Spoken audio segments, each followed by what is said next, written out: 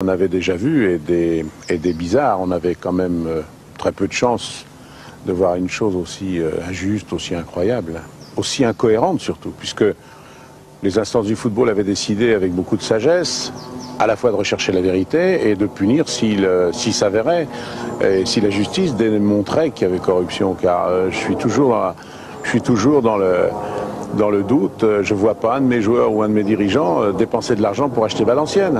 Or, contre cette décision, ils nous ont sanctionné les dernières.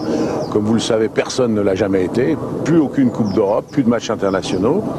Et puis cette année, on en remet une couche encore en nous descendant en deuxième division, alors que la justice va se prononcer dans 5 mois. Donc c'est incohérent.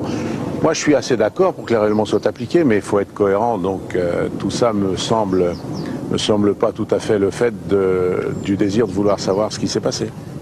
Je crois surtout que le public est pas sot et que depuis que le ministre des Sports, Mme Alliot-Marie, RPR, a déclaré dans les radios que la sanction était bonne, je pense que tout le monde a compris que ce n'était pas seulement un problème sportif. L'Olympique de Marseille doit avoir la plus grande équipe ou une des plus grandes équipes en France parce que son public le mérite.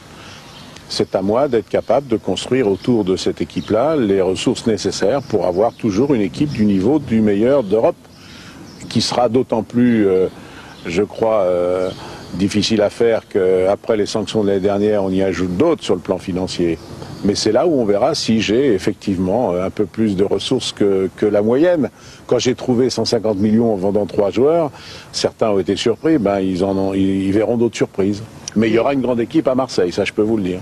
Je pense qu'on avait un tiers de chance de gagner la Coupe de France. Je peux vous dire que maintenant, je ne vois pas qui va les battre.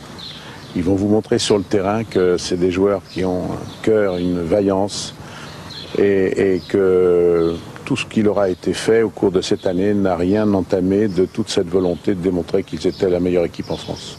Et pour le championnat, les quelques matchs qui restent? Ça, on va bien réfléchir à la question.